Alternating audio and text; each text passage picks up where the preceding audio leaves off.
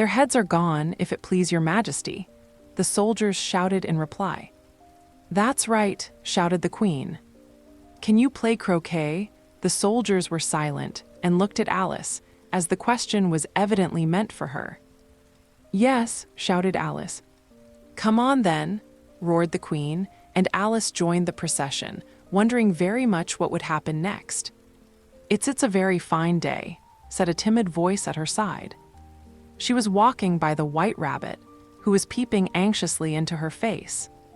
"Very," said Alice. "Where's the Duchess?" "Hush, hush," said the rabbit in a low, hurried tone.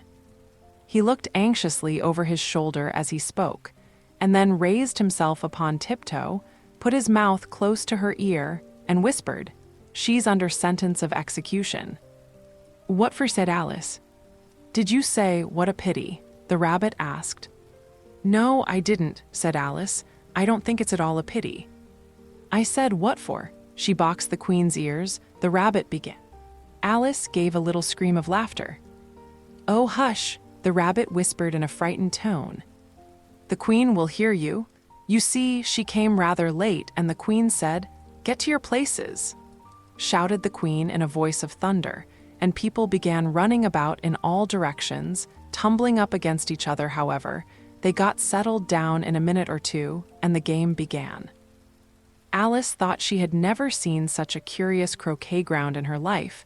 It was all ridges and furrows. The balls were live hedgehogs, the mallets live flamingos, and the soldiers had to double themselves up and to stand on their hands and feet to make the arches. The chief difficulty Alice found at first was in managing her flamingo. She succeeded in getting its body tucked away, comfortably enough under her arm, with its legs hanging down.